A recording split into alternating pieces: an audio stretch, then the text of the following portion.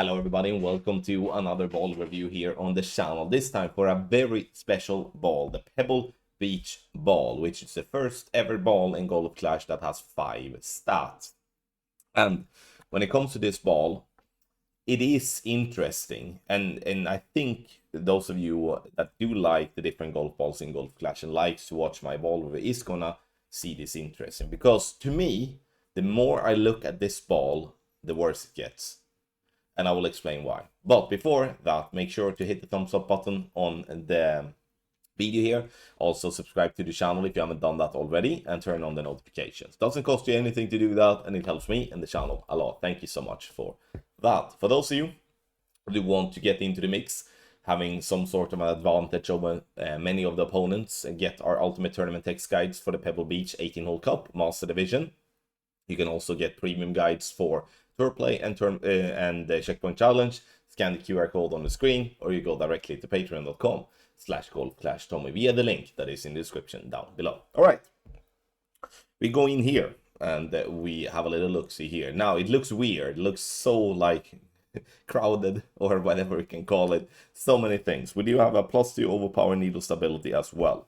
This is a ball that has good shape and I would say good size as well. We're gonna see that in the video that I have also. And I'm gonna start right away with the tournament, because I've already been receiving a lot of messages from players that do play tournaments to wonder, will this be a valuable ball to have in my inventory? Right.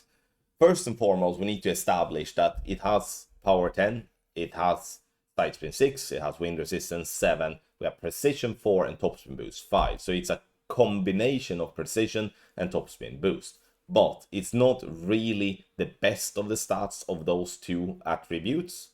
Let's put it this way, it looks better than what it actually is, in my opinion. So when it comes to, let's see how I'm going to explain this in the best possible way. Let's put into perspective that today we do use topspin boost balls in all the divisions. Sometimes it's not used all the time, because sometimes the wind direction of T is not the way we want, and then we don't play a topspin boost ball. Having precision together with topspin boost won't change that fact. It's not that we are going to go in and look at a hole and see, oh, now I have precision with a topspin boost ball that has wind resistance 7. Now all of a sudden I can play a topspin boost ball on this particular hole that we haven't done already. That to me won't change. So that type of mindset will still be the same. So those holes where we do play with a topspin boost today, and where we do see value with any sort of topspin, or not any sort, but with the topspin boost ball, we will play a topspin boost ball. When we do play with a topspin boost ball, we will get into wedge range most of the time. Sometimes we do get to green, and sometimes it may be to short iron. But that's kind of the margin we have. That's where we are. We are never playing a topspin boost play when the best outcome would be a long iron, or the best outcome will be a wood club. Or at least very, very, very rarely that happens. When it comes to holes where we do not see any values, like I said, like if the topspin boost ball won't really get us close to the hole, then we will most likely be playing with a regular ball. And if we want to play with a precision ball, then we so play with a precision ball. So again, the mindset from a tournament perspective won't really change, regardless if we have precision 4 here or we would have no precision at all. Because the stat that somewhat makes it not have any sort of, what can I say, real type of value when they have the precision topspin 5 is the wind resistance. The wind resistance is just a little bit better than a Kingmaker, and that type of ball is not really a ball that we're using that often in the game as is now. But if that would have been a wind resistance 10, or if that would have been a wind resistance 0, then now we're talking. That would be, in my opinion, very much value, because the win 10, like at least talking in terms of master division, and win 0, we talk all the divisions, then we add some value. So when it comes to, when I'm kind of like all the thoughts I have in my brain here from a tournament perspective, I kind of come down to that Where this ball is the most valuable is probably in Pro and Expert, but it's still not super duper anyway. But Pro and Expert is where I do feel that this ball has some value. But again, it won't change the fact that we are not going to play the holes, what I think at least, differently to what we do today.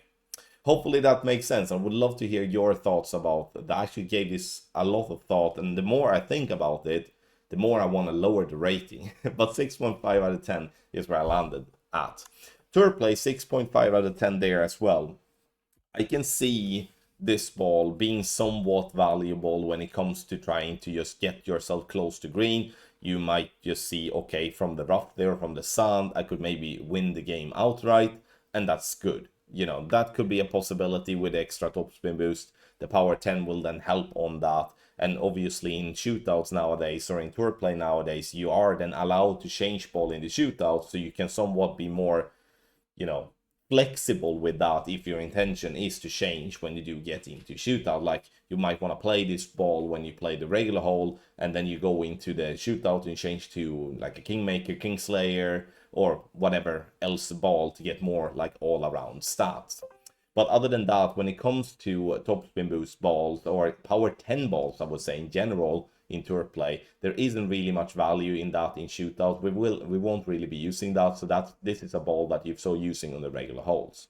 Checkpoint challenge, power is king in checkpoint challenge, and obviously with the topspin boost 5 together with the power 10, that's definitely going to add some value. I'll still keep the rating at 7.5 out of 10, as I need to take into the consideration that we do have 0 to 10 in terms of stats. So topspin boost 5 is just half of that.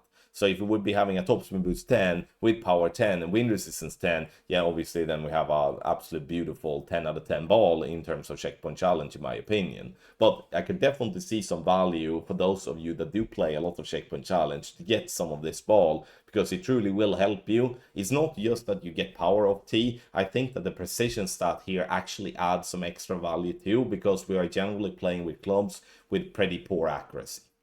And poor accuracy means if you do hit a great ball to either left or right side, then the ball will fly more left or more right than if you are playing a great ball with a club that do have a high accuracy. So the precision obviously help you then hitting perfect, and that could definitely be crucial getting a perfect ball off a tee shot that may be a difficult one in general, that you have the precision to help yourself, or when you go with overpower and stuff like that. So a lot of thoughts, but very interesting, and I'm not surprised that we are getting a 5-stat ball.